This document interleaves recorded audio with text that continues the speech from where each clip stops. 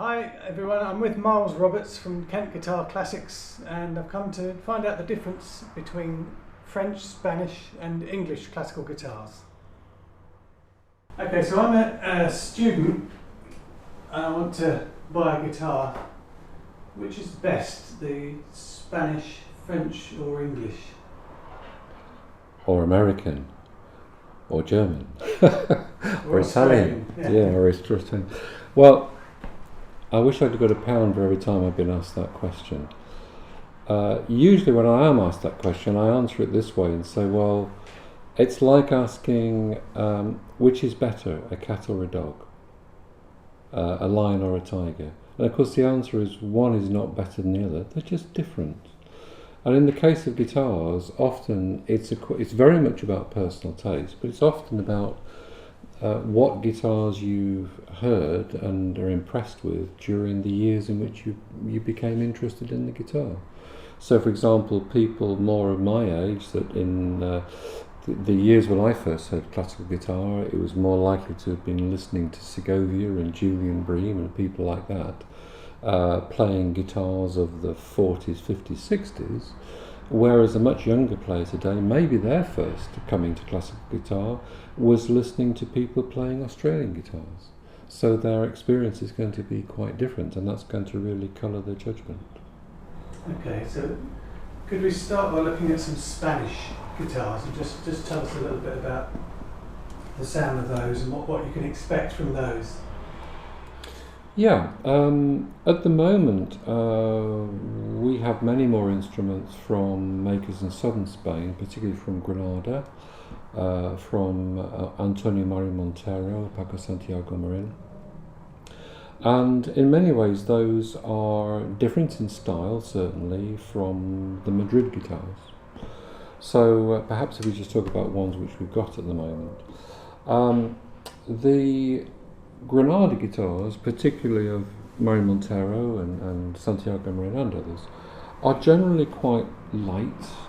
I think of those guitars a little bit like the city of Granada. It's light, it's friendly, and they're warm. And I think their guitars are like that. They're not normally particularly deep resonance instruments, normally very well balanced, with quite some brightness in the sound. So typically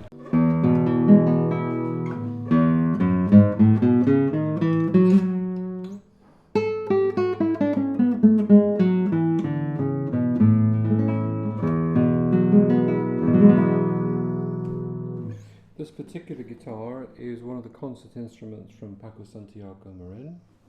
A lovely depth of bass, very focused. A treble which is quite bright, strong, focused. By comparison with different styles of guitar, possibly a little bit less sweet, very incisive, particularly if you choose to use the Savares strings, which a lot of people these days really do like. In my personal preference, it tends to make them slightly too metallic, but I think it also depends on your technique and the sound that you like.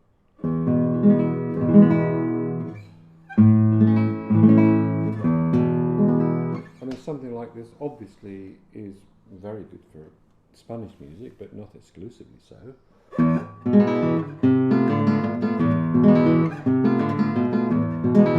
can do all that sort of stuff.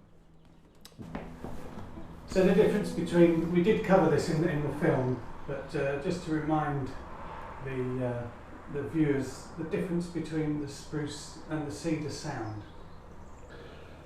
We can only generalise when answering that question. Cedar guitars would normally have a richer, more coloured sound than a spruce guitar of the same model by the same maker. Commonly, they also would give the impression, or in reality, have a bigger, stronger sound, possibly than the spruce. The other way around, the spruce guitars tend to have a cleaner, whiter, purer sound than cedar, and sometimes the sound is a little bit more complex. Again, it's not really about which is better. It's about what suits the player really, and what individuals like. The other thing to remember is that guitars change, and some people say cedar guitars don't change. Well, they do. They all do. Cedar lattice guitars change, but you find that the spruce guitars change more, and they change more quickly. It's a bit like the cedar guitars have got a head start in the race. They're a bit more ready to go from day one. Spruce guitars literally can change within hours of playing. Again, with some makers, the difference between their spruce guitar and their cedar guitar is really strikingly different, and in other makers, not so. This is a Marin Montero cedar guitar, which, although it has the richness and warmth that you'd expect from cedar, it also has a lot of clarity.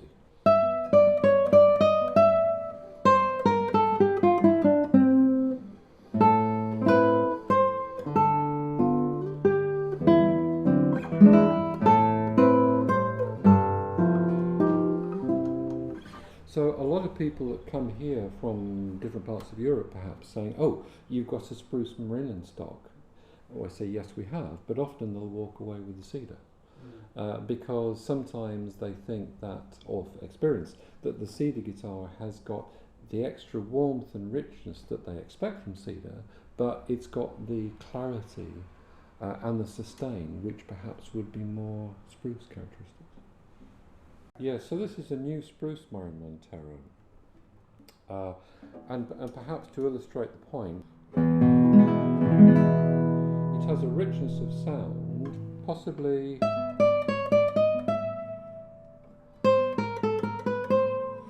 again a very clear projecting treble, but really not so very different from the cedar guitar. It's very loud as well. Yeah.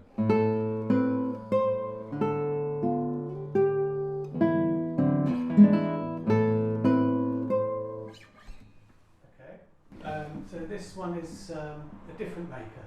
It is. This is a new guitar from John Ray, whose workshop really is just across the street from Marin Montero's. And John's guitars, of course, have an awful lot of Granada influence in them, but also from someone that guided him enormously in recent years, Rolf Eichinger.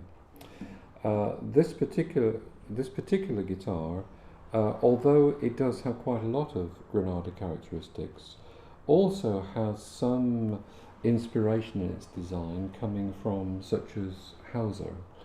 And you may find that this does have a different sound. It has a deeper, lower resonance body sound. A little thicker, a little warmer, a little sweeter perhaps.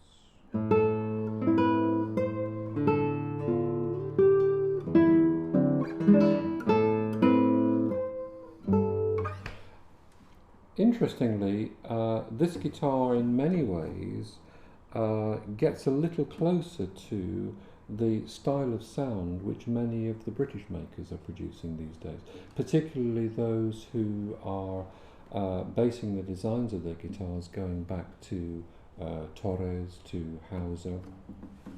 And this guitar does have something very similar of that sound world. Perhaps a little bit more of the old world sound, but still with today's needs of vitality, volume, projection. Is the body resonance lower than the other three Spanish guitars that we looked at? It is indeed. I find commonly the air resonance, the body frequency of many of the Granada guitars to be generally around G sharp, possibly down to G. This particular guitar, being a little lighter in weight, and particularly with bracing that is much more closely related to Hauser, is more down at F sharp, which gives it a deeper sound and a little sweeter sound. Again, one is not better than the other, they're just different. I notice it's very shallow, the design you tilt it, you can see. Does that affect the resonance at all? You'd think it would have a higher resonance with a smaller box? I'm not sure. I think that where that comes from is John Ray has had a lot of contact with Torres guitars in Spain, and particularly one instrument that is owned by Carlos Trepat, which is a late Torres, and does have an extremely shallow body. And in fact, John makes some very good models or replicas, copies of that particular Torres, and they are characterised by having a very shallow body, which perhaps, as he perceives the benefits in sound of that, it's crept through into his standard concert guitar.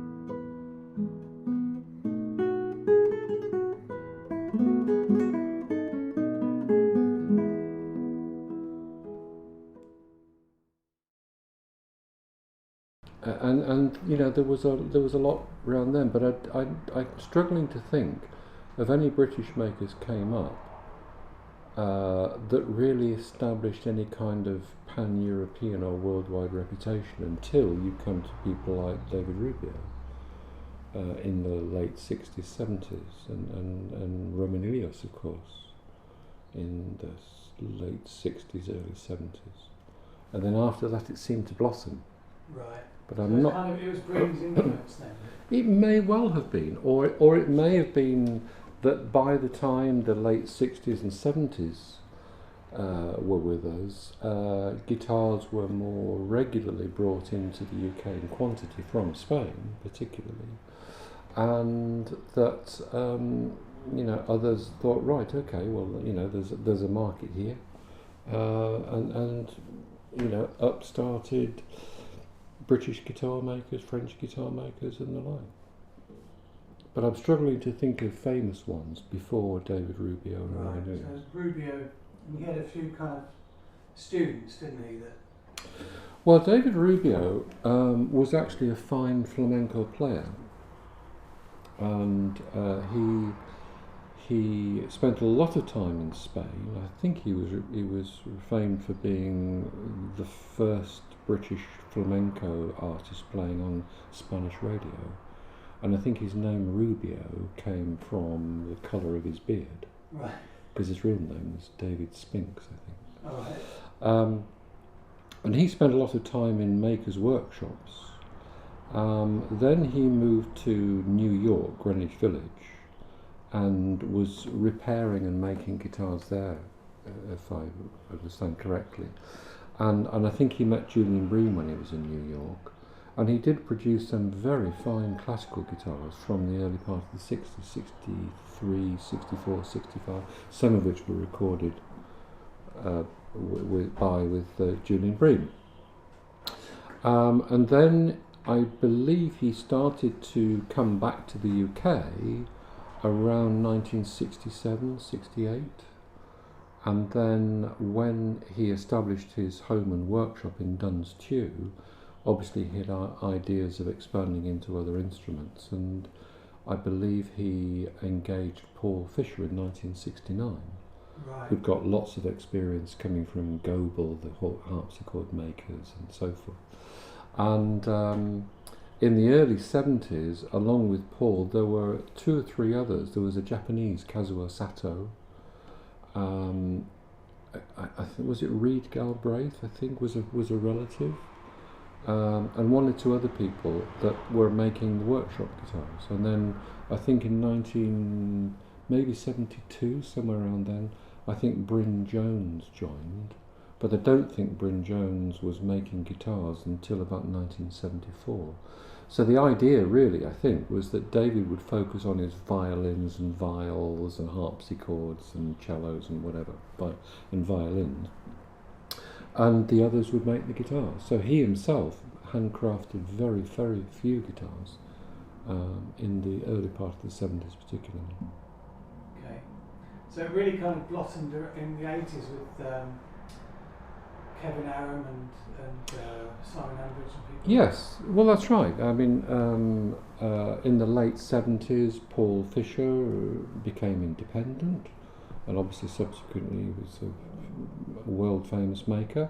Bryn Jones left and similarly had his own business. You have people like Christopher Dean, who was younger, who started learning, I think, with Paul Fisher, and people like Simon Ambridge, Kevin Aram, Michael G, and lots of others. I mean, the UK has got some phenomenal guitar making talent. When I was a student in the early 80s, it was quite difficult to get hold of a really good guitar, but now the standard seems to have gone up so much. It seems like there's so many good makers. And I think that's absolutely right, yes. I mean, there are some fantastic makers in France, in Italy, in Germany, yes, in the UK, but in lots of other places, Croatia. some that you've never heard of as well. Yes, that's right. In Greece, and then of course in much wider fields. You've then of course since Greg Smallman in Australia. There's been a blossoming of guitar lutherie in Australia. There are dozens and dozens of makers in the United States, also in different parts of South America. In Japan, of course, there were a number of people came over, particularly from Tokyo, to camp or to study with people in Spain, and then went off and set up their own workshops in Japan. And there's again a huge number of really quite talented makers over there, many of whom we don't really see in Europe at all. So it's all countries of the world. There are good makers in Russia, in the Far East, in the Americas, all over Europe. If we think about English guitars, it's perhaps difficult to define what is the English guitar sound actually. Perhaps one of the most notable makers, of course, will have been David Rubio, who died in the year 2000. There are many people who really admired his instruments and follow something of his patterns. But then, of course, in parallel came Jose Romanillos, of course, Spanish. And the instruments that he made, not just for Julian Bream but others, have inspired many, many people. And there are many makers today in the UK who make Romanillos pattern guitars. Peter Barton, David Merrin, they're very much Romanillos inspired.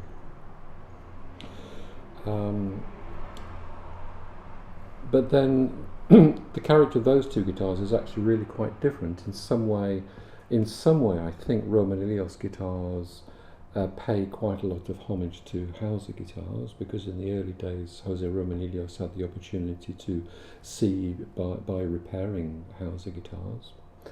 Rubio less so. I think he told me personally once he was quite inspired by the guitars of Francisco Simplicio. Generally speaking, a lot of the British makers today I believe, are making instruments that more pay homage to, in some ways, to Torres and to Hauser, and less to the Spanish style of making. So consequently, often the English guitars, I think, are commonly slightly smaller bodied than many, often with a low air resonance, often with a deeper, sweeter, slightly more old world sound. When we make general statements like that, there's always lots and lots of other makers making completely different styles. But, you know, if you think of people like Christopher Dean, if you think of Simon Ambridge, Kevin Aram, these makers are producing beautiful instruments that are based on long established traditional guitar designs. Torres, Hauser. And this particular guitar? This particular guitar is a 2009 Simon Ambridge guitar, rather typical of what I've just been saying. Really quite a deep,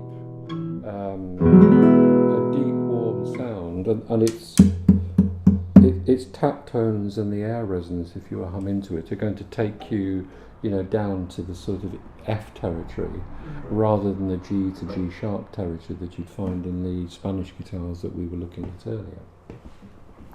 And so these kind of guitars have really quite a sweet treble.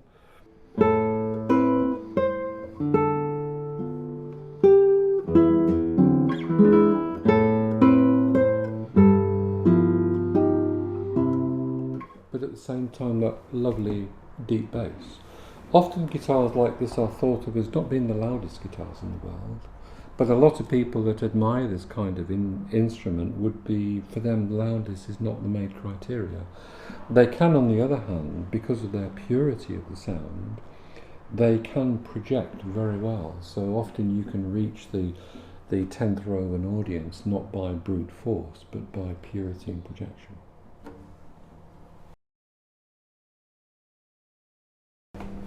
Rather similar is this Herman Hauser 1 reproduction by Gary Southwell. Again, quite light in weight, really quite deep in tap tone and air resonance. And again, you feel that deep, expansive bottom of the bass. This particular instrument is actually a replica of the Rose Augustine Hauser that Julian Bream had and played for all of those decades. Not just cosmetically, but structurally. And there's an awful lot of that sound character in an instrument like this. When you have guitars with this deep resonance, it does, of course, change to a degree the character of the treble, which seems to be really quite clear and pure.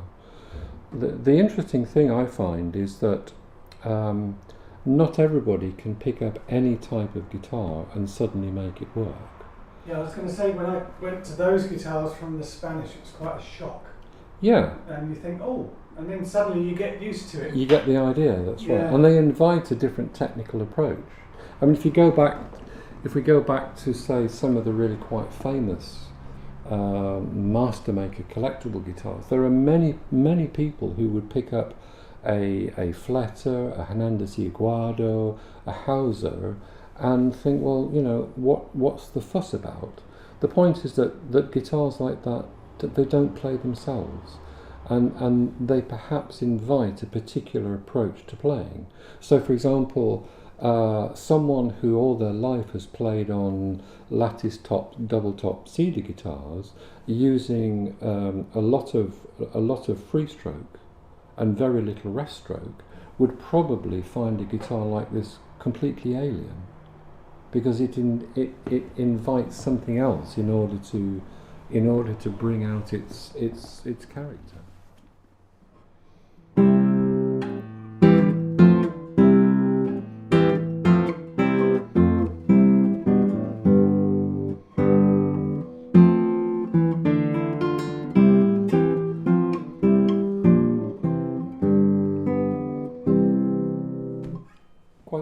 different sound and feel from Spanish guitars.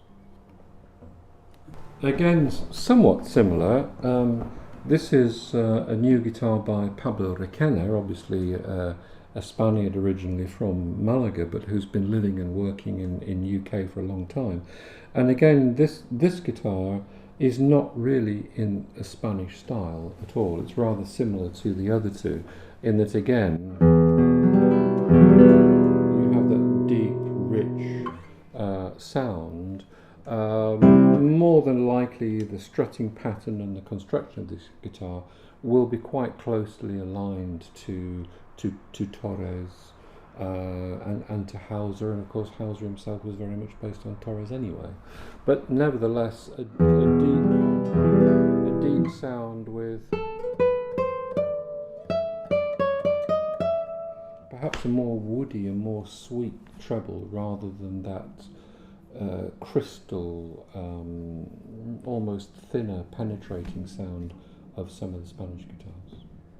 The other thing to notice about this is I've just played these guitars, and out the front they sound totally different Yes. to when you're sitting behind them. Yes. Much better, actually. Yes? Maybe it's just you. No, I doubt it. Because the other thing to remember is strings. Right. Many of the southern Spanish makers, the Granada makers, their habit, or perhaps what many of their customers ask them to do, is to fit fit strings which are the non-nylon strings, particularly the Savare strings, carbon strings. That tends to not exaggerate, but it tends to emphasise the sparkly character of the sound, depending on your technique. Or in my case, I tend to make those kind of instruments with those type of strings sound a bit too metallic, but that's more my fault than that of the string or the guitar.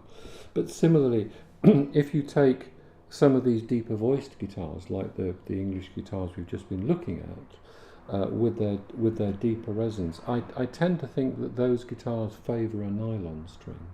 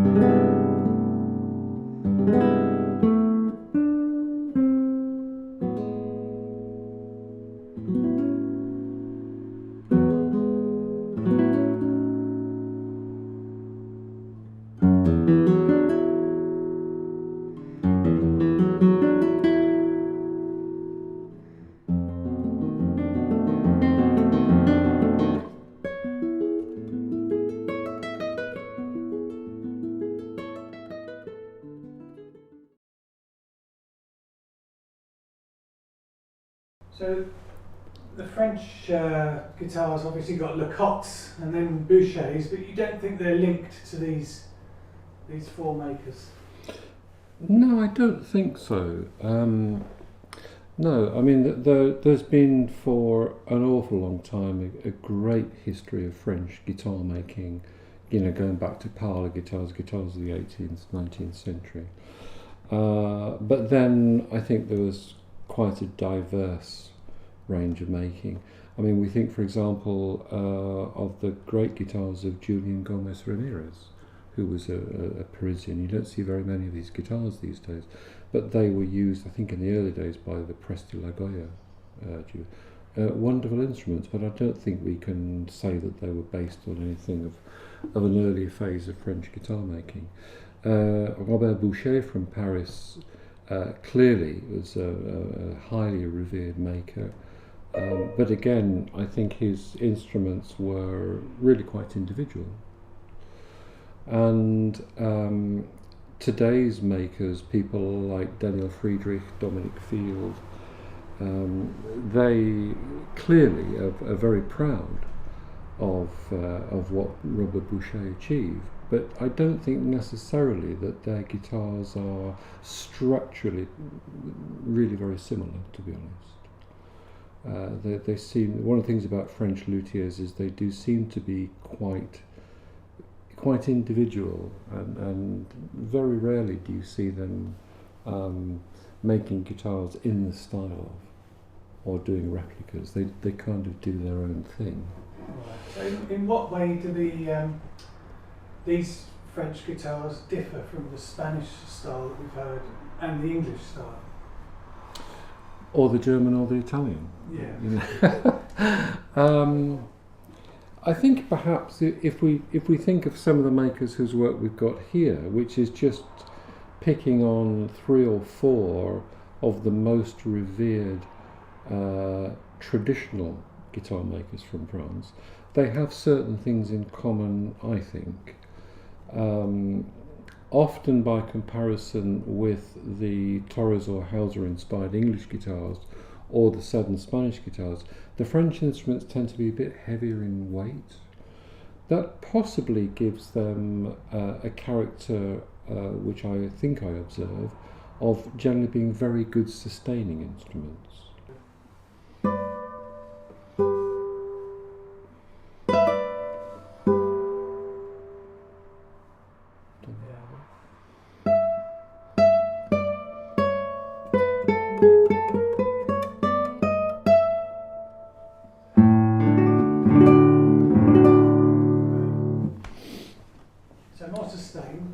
Yes, very often also they don't really have an awful lot of built-in colour of sound. I think by intention, certainly listening to makers like Dominic Field, they prefer to have an instrument that is more neutral, almost slightly austere in their sound, because the intention is to let the player find and produce their own coloration to add into the instrument's natural voice. That I think is particularly true of Dominic Field's instruments, and Jean-Noël Roët from Strasbourg, who in early years was very, very much influenced by Dominic Field, if not mentored by him to a degree. His instruments certainly started off rather similar, although he's kind of just gone his own way a little bit since then. In the south of France, Dominique Delarue again is producing instruments which to me seem very typically French.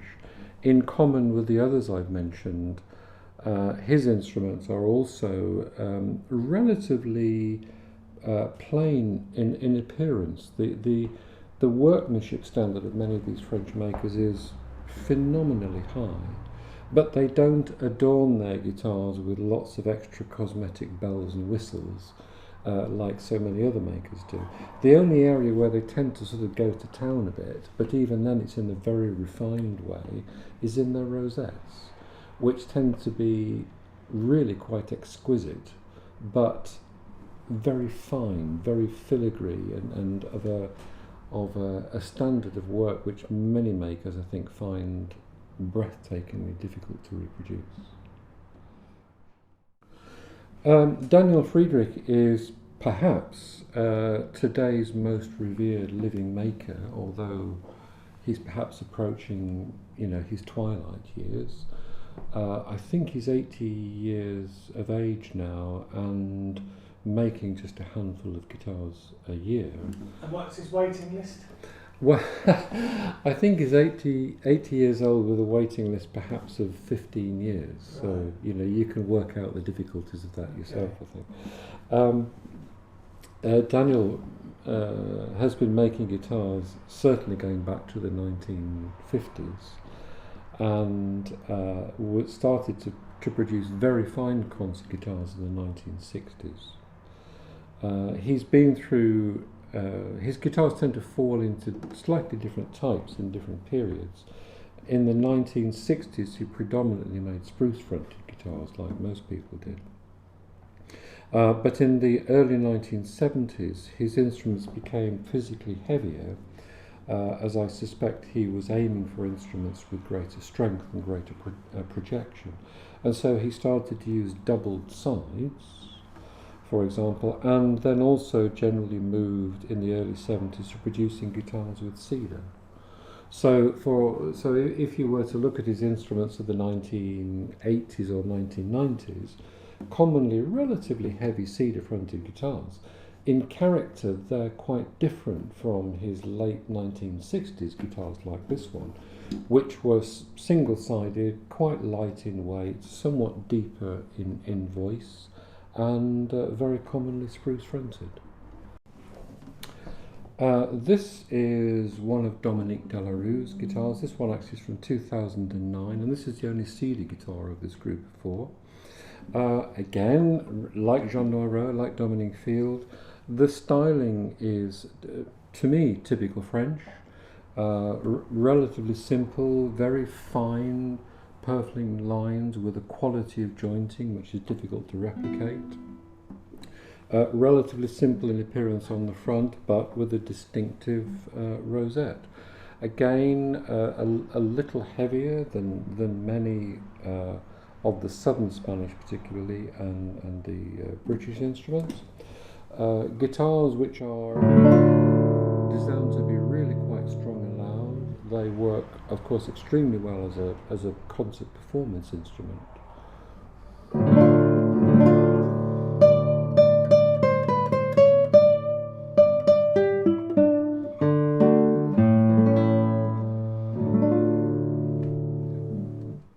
Very fun.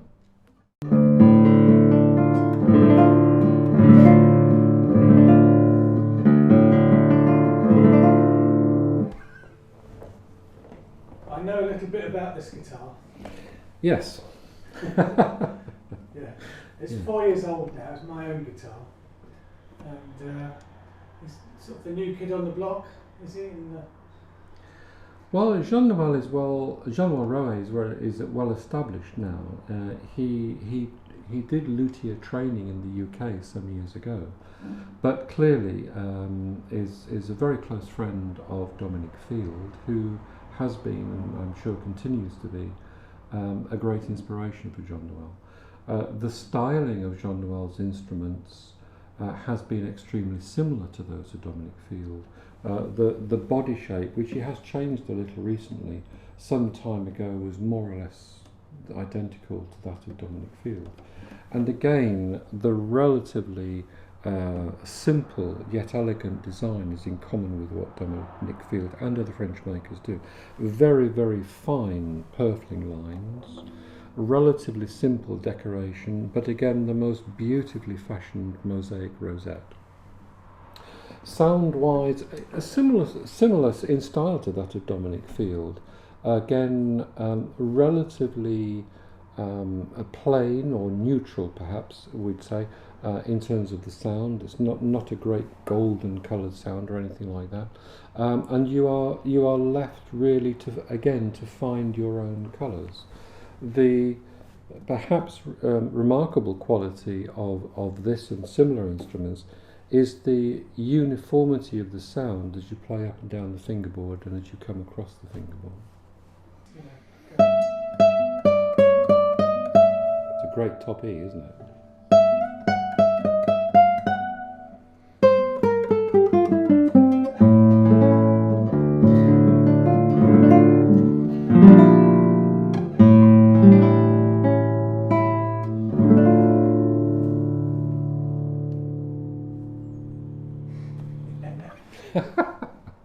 Yeah, very, very fine instruments. Quite different from the Spanish tradition, and really quite different from the typical British guitars. Yes, Dominic Field is a highly revered maker from the Montmartre district in Paris. He is well known for producing instruments of exquisite quality, both in terms of their the material quality that it uses, the very fine level of craftsmanship, and also the refinement and the strength of his sound. And today he has a waiting list which is probably again of the order of 15 years or something like that. So they're not really very easy to come by. Like many of the French makers, relatively simple in their cosmetic design, no extra bells and whistles again, but beautiful timbers, a rosette which is just a marvel of craft really, just so fine detailed, and just on little things like the purfling lines are made from such fine pieces of wood, and jointed so perfectly, very, very difficult to achieve, but in a way very refined and understated. To a degree the sound is a little bit similar, in that it's not a greatly coloured sound. It's fairly neutral, but the quality is in the uniformity of the sound, up and down the strings and across the strings. And again, they are instruments of really impressive power, as your playing will demonstrate later on.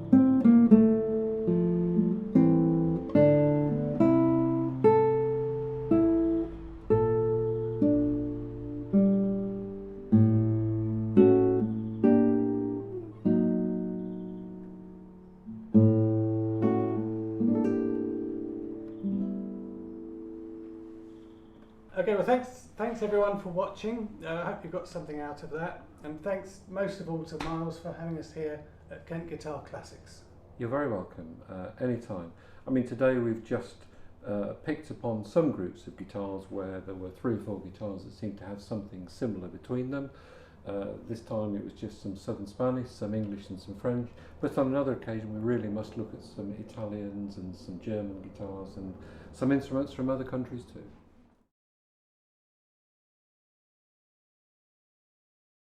Thank